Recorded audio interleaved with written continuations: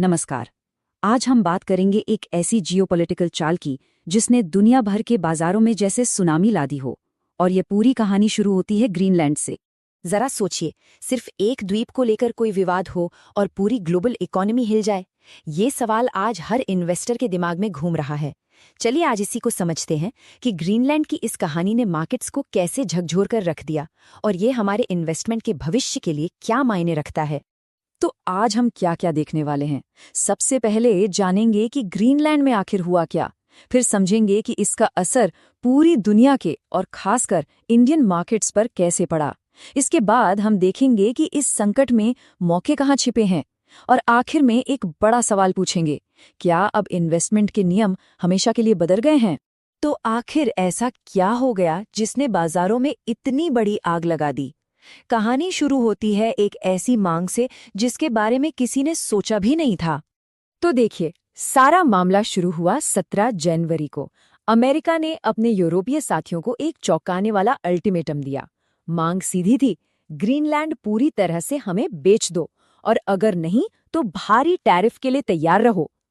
Denmark और Greenland का जवाब भी उतना ही सीधा था, ग्रीनलैंड बिकाऊ नहीं है। बस इसी एक जवाब ने बाजारों में खलबली मचा दी। देखिए, ये कोई आम ट्रेड वॉर नहीं था। ये पहली बार हो रहा था कि टैरिफ का इस्तेमाल एक तरह से जमीन खरीदने के लिए किया जा रहा था।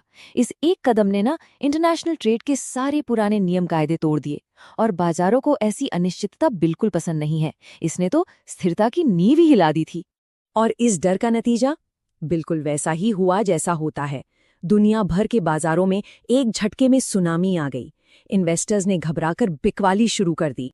अच्छा, इस माहौल को समझने के लिए एक टर्म बहुत जरूरी है, रिस्क ऑफ सेंटिमेंट। इसका सीधा सा मतलब है कि जब भी बाजार में डर बढ़ता है तो इन्वेस्टर्स जोखिम वाले शेयरों से पैसा निकालकर उसे सोने जैसी सेफ जगह पर लगाना शुरू कर देते हैं। और ग्रीनलैंड के इस संकट ने बाजार में बिल्कुल यही डर का माहौल बना दिया था। अमेरिका में देखिए, डाउ जोन्स 20 जनवरी को 871 पॉइंट्स नीचे गिर गया। ये महीनों में उसकी सबसे बड़ी गिरावट थी। मतलब वॉल स्ट्रीट पर डर पूरी तरह से हावी हो चुका था। और इस डर को हम विक्स इंडेक्स में साफ साफ देख सकते हैं, जिसे बाजार का फियर गेज यानी डर का मीटर भी कहते हैं।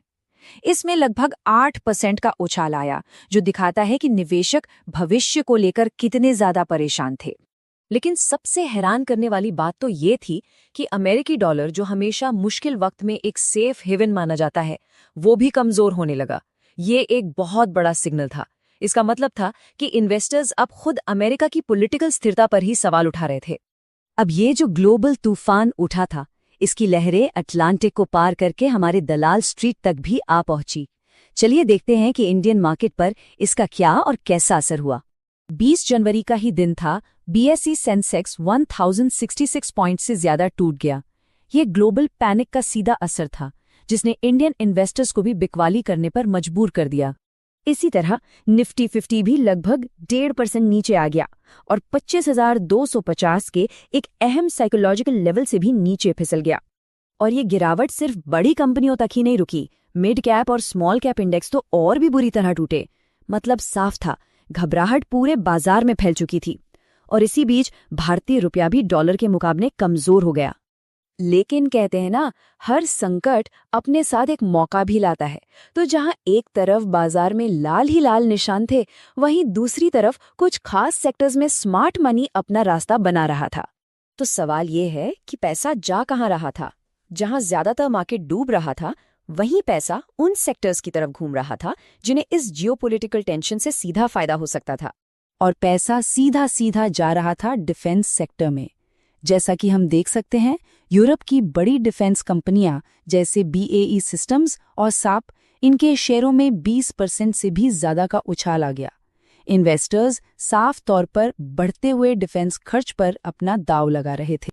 सेक्सो बैंक के एक एनालिस्ट ने इस बात को बहुत अच्छे से समझाया। उनके मुताबिक 2026 की कहानी जियोपॉलिटिक्स है और दांव लगाने के लिए दो ही हॉट सेक्टर हैं, एक तो डिफेंस स्टॉक्स और दूसरे रेयर अर्थ मिनरल्स। तो अब सवाल उठता है कि ग्रीनलैंड इतना जरूरी क्यों है? जवाब है रेयर अर्थ एलिमेंट्स। ग्रीनलैंड में इन कीमती खनिजों का बहुत बड़ा भंडार है, और ये खनिज इलेक्ट्रिक गाड़ियों से लेकर मिसाइल सिस्टम तक आज की हर मॉडर्न टेक्नोलॉजी की जान है। और यही वजह है कि ये द्वीप एक रणनीतिक खजाना बन गया है।